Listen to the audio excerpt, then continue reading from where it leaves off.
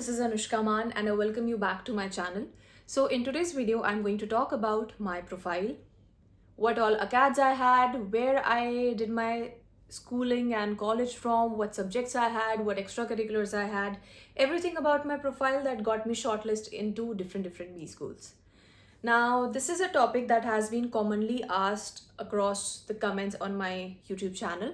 I do read the comments that you leave on my videos so that I can form videos or create videos that can help you guys in your CAT preparation journey. So, in today's video, I'll talk about my profile.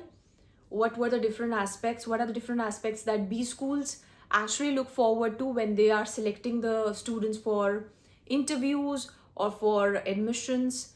And so on. So let's get started. So first of all, talking about what are the different things that B schools look at when they are giving out shortlist for the admission process or for the interview process, as a matter of fact. So for the IIMs, majorly they send the shortlist for the interview process based on your academic scores from 10th, 12th, undergrad and masters if you have done any. Apart from that, you also have points for work experience, for gender diversity, and also for if you have an unconventional undergraduate subject. I know because of this, a lot of engineering students, they face problems, they face a lot of difficulty, but yeah, that is the process. That's what the process is about. So, and also your, of course, your CAT percentile, that plays a major part in deciding whether or not you will get an interview shortlist for the from the different IIMs, be it IIM ABC or any other IIM. So, but the thing is that the weightage of each of these aspects, that is the 10th, 12th scores, UG scores, and your work experience points, the weightage for each of these is different for different colleges, for different IIMs. Every IIM has its own specific weightage that it gives to work experience or a CATS. For example, IIM Bangalore, it places a huge importance, larger weightage in comparison to work experience. So the criteria is different for different IIMs, but more or less it's the same thing. They consider your ACADS from school to college and your CAT percentile and your work experience majorly. Now that is for IIMs. For profile-based B schools like SPJMR Mumbai, they evaluate your overall profile. They take into consideration your academic scores from 10th, 12th, UG, PG if you have done any, and also the extracurriculars that you have done, your work experience, what kind of PORs, that is position of responsibilities, you have held previously, what kind of extracurricular activities you have done, etc. etc. So I can talk about SPJMR because I'm a student myself here, and I've seen that the people over here, they have such diverse profiles. Like, I don't know, I can only vouch for my own college because that's where I've spent time. So I have people who are from a hospitality background. Like, one of my friends is a professional chef. One of my friends is used to be in the Indian Army, in the defense forces. One of my friends used to be in the fashion industry. Someone was from the tech industry. So many different people, they are coming together. And there are people who were in the from the psychology profile, sociology profile. I myself am a chemistry graduate, I'm a chemist. So all of us are together, sitting together in one classroom, and most of us are from marketing only. So all of us are sitting together in a marketing classroom, navigating through the different avenues of the different subjects and assignments that we have together, and we bring in such diverse perspectives because we are from such different profiles. So this is something that a lot of people ask, that since I'm a person with a chemistry background and I'm now doing an MBA in marketing, so have I faced any sort of difficulty or something? But I would say no, because in every B school they understand that the pool that they're getting, the pool of students that they're getting, they come from very diverse backgrounds, and that's why they start for every subject from scratch, be it finance, be it operations, marketing, etc., anything at all. So they start from the very basics and then they build it up because they understand that people come from diverse backgrounds. I had never done finance before, but now I know things because I was taught them from scratch. And that is the beauty of being in a B school, because you know, I feel that this is the only classroom where people from such diverse backgrounds, they come together and exchange their ideas and work towards some common group projects or common group assignments, and they're bringing in different perspectives. That is something that I've always found beautiful about a B school cohort, and I still do. So yeah, so that's one thing about it. So yeah, we were talking about the shortlisting criteria. So that was about SPJMR. The exact weightage, on how much weightage they put on the acads or the extracurriculars, that is not known to public. That's a very internal thing. So but over, they look at your overall profile. Then for SPJMR, they consider either your CAT score or your GMAT score. You have an option to fill in either of these. Apart from that, for colleges like NMIMS, again your profile and your NMAT score matters a lot. Then you have for XLRI, you have their ZAT scores and I am not sure exactly what exactly is the criteria for the shortlisting apart from ZAT examination. I think I'll look that up. And yeah, that is majorly it. So these are some of the aspects that get you the initial shortlist for the interview process. Now, once you get the shortlist for the interview process, so then every single college, even for the IIMs, for example, initially you all fill the same CAT form that the IIMs consider to give you the shortlist basis your CAT percentile and your ACAD scores. Then if you get the interview shortlist, every single IIM that you are giving an interview to, they release their own application forms that you have to fill up, and it's a lengthy application form.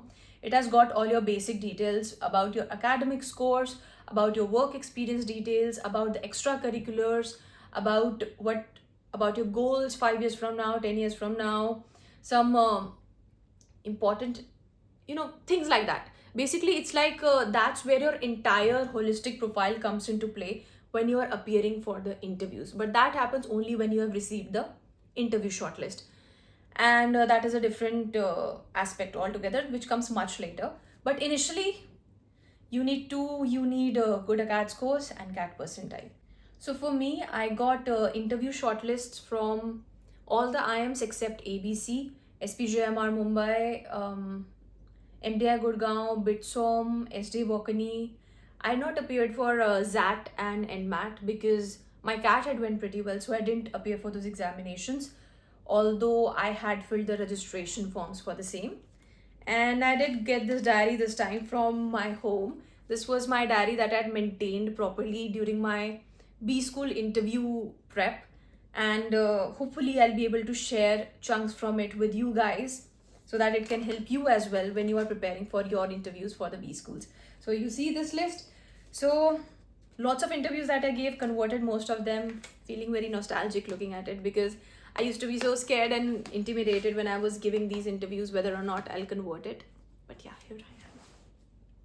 So speaking about my profile, I got 97% in class 10th CBSE board. I got 93.4% in class 12th CBSE board again. Then I did my undergrad from Ramjas College, University of Delhi, and I was pursuing Bachelor's of Science Chemistry honors. My cumulative CGPA was 8.9. And apart from that, simultaneously, now I love learning new languages. And that is a very personal aspect that I do have. And so that's why I was also pursuing an advanced diploma in French language from St. Stephen's College, University of Delhi. So that was an added aspect to my profile. But that is something that is not considered for the initial interview shortlist that you get.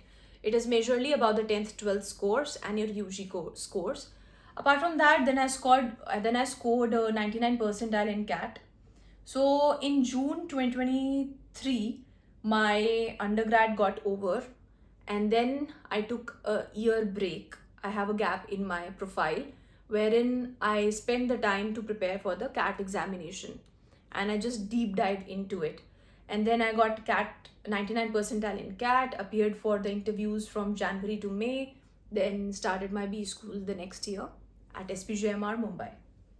So yes, I do have a gap year, and to be honest, as per my experience, I have not faced any difficulty in justifying why I have taken that 1 year. Why is there one empty space in my CV?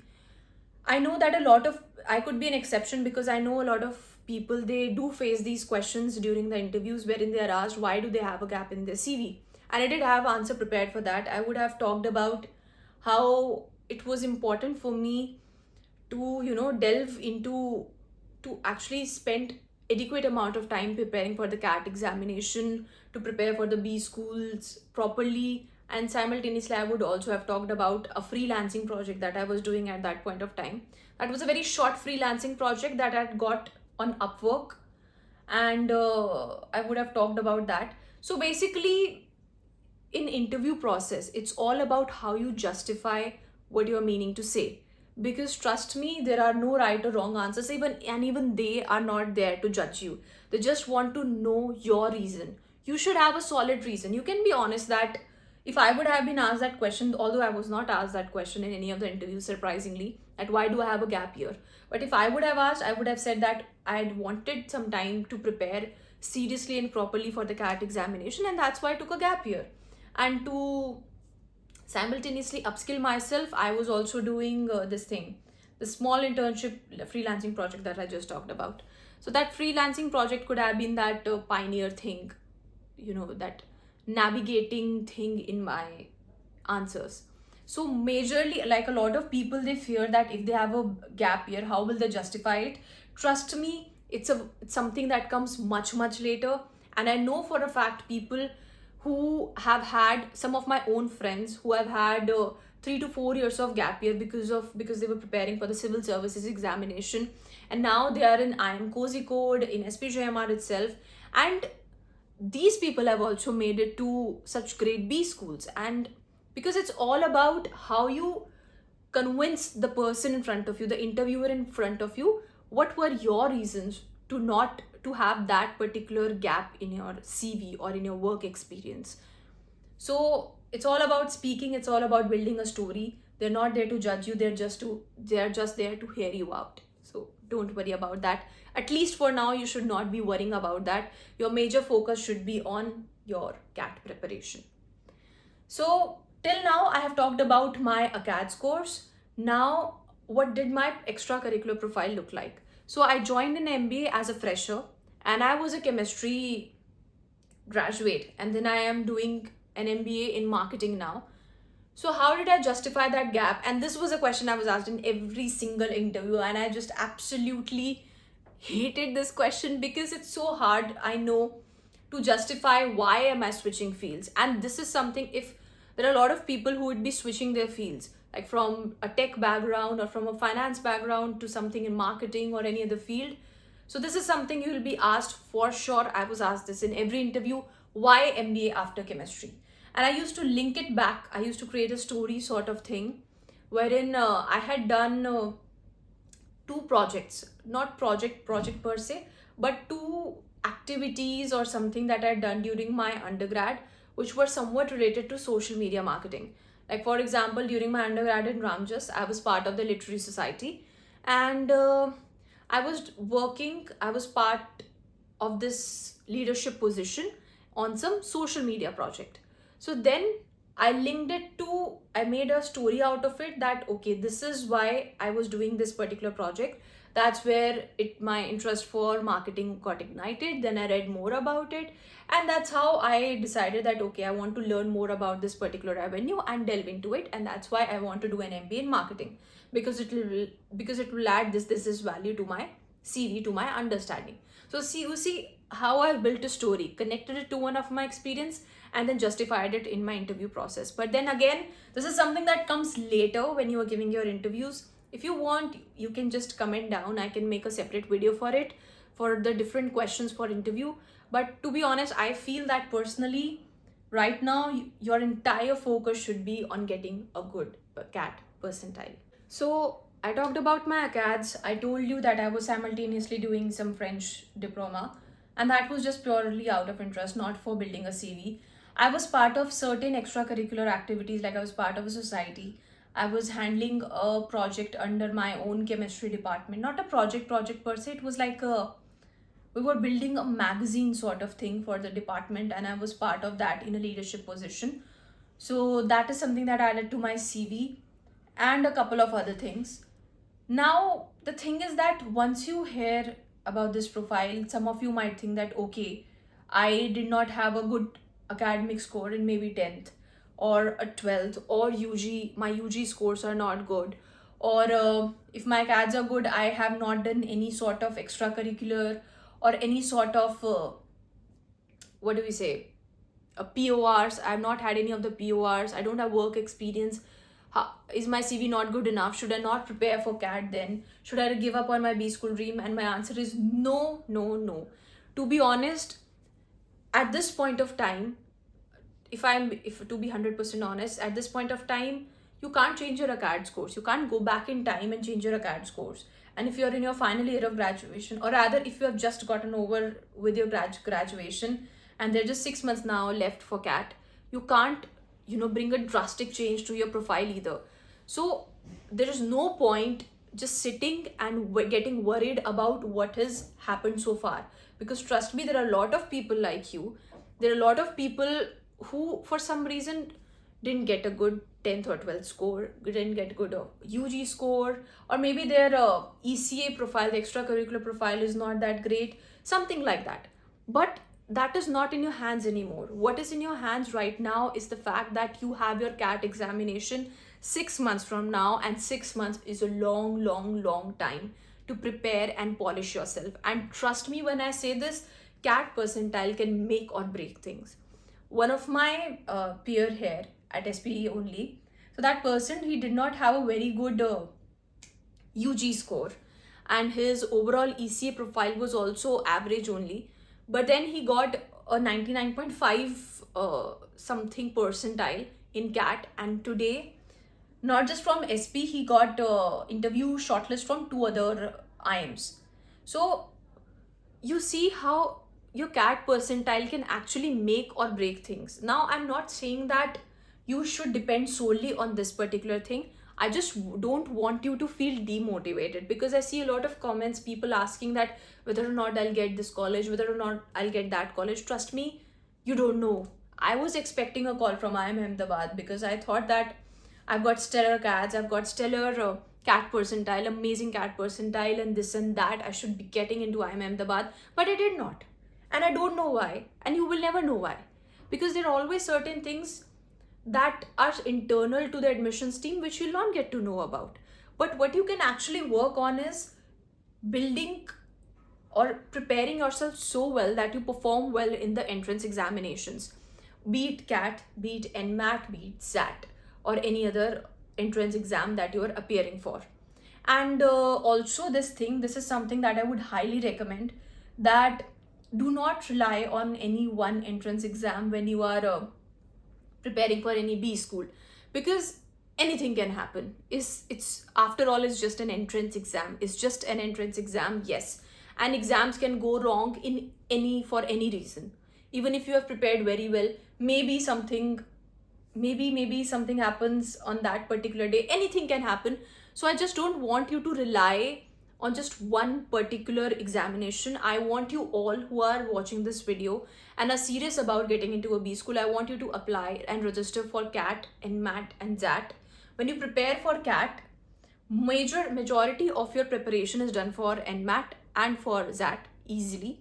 So I want you to appear for every single entrance examination, and also do not miss out on the deadlines for different colleges, because there are certain colleges, for example SP, for example NMIMS, SD Bocconi, BITSOM. Now these colleges, they release their application forms at different points of time, and usually their these application forms are pretty lengthy. You have to write essays, you have to write paragraphs and SOPs. So make sure, and a lot of these forms are out way before CAT. So I want you all to not miss out on filling up any of the B school application process, because even for me, like, I got a good percentile, a decent percentile. I would say 99 is a good percentile in CAT, but there could have been chances I wouldn't have gotten 99. I could have gotten 95. I could have gotten 90, 88, 85. Anything can happen. You don't know.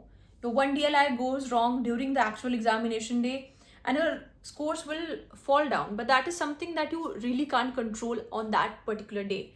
So I made sure that I did not rely on only one single source to get into a good B school.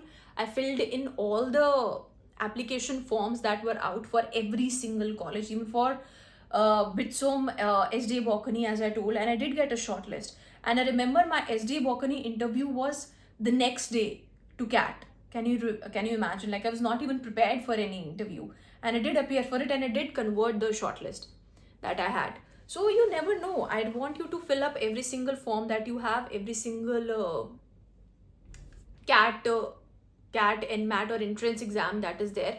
I want you to fill up the forms. Prepare well for your CAT right now. This is not the time that you should be worrying about what will happen in the interview process. How will you justify things? That comes at least 1 year from now, or not 1 year, maybe 6 months or 7 months from now. The interview processes generally start in January. So before that, you have your actual thing in hand, which is your CAT examination. There are 6 months left. That is a lot of time. You can chart a proper roadmap for yourself, build a schedule, work around it, and I swear, trust me, I'm not someone who's like gifted or something. But when I decided that I will start preparing for CAT, it was I started from July 3, 2023. I remember it clearly because my examinations for UG got over on 30th June, and I started my prep for CAT in on 3 July. That is just 5 months away from CAT. And I made sure that I made a schedule and stuck to it every single day.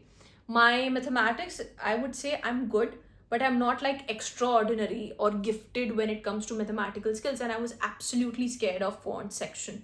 But I made sure that whatever I was scared of, I spent adequate time on that. I had built a schedule, which I'd also shared in my previous video, and I followed it to the core every single day because I wanted it that bad. And if you want something that badly, if you want something with so much, determination and dedication, there is no way you're not going to get it. Get a good percentile. Forget about your academic scores for now. Forget about your profile, your ECAs, PORs. Literally nothing matters right now. Your CAT score, your entrance exam score, in a bigger sense, it plays a huge role, and it can really make or break your way. You don't have to get shortlist from every single college. Even one shortlist is enough to get you that MBA, to help you realize your MBA dream, to get into a good B school. And I know that determination and dedication can really help you, can really make you reach there, and I'm a product of that. I'm not extraordinary. I just make sure that if I have something in my mind, I follow it to the core. If I have charted a roadmap or a schedule for myself, I follow it to the core, no matter what happens. There were days I did not feel like doing anything, but I still did it anyway because I want to be in a good B school the next year. So if you also want to see yourself in a B school next year, in your dream B school the next year, hope for the best. Do your best in your CAT examination prep. If you have anything, any topic, even if it's a small topic you want me to make a video on that will help you in your preparation journey, please feel free to comment it down below. I'll make sure that I can make a video on that. If you want me to have you interact with someone from across different profiles, people from different profiles, please let me know. I'll try to connect with people who can actually help you out in a CAT preparation journey. And I wish you all the best. I know you guys can do it. See you in the next video, and goodbye, and wish you all the best. Bye-bye.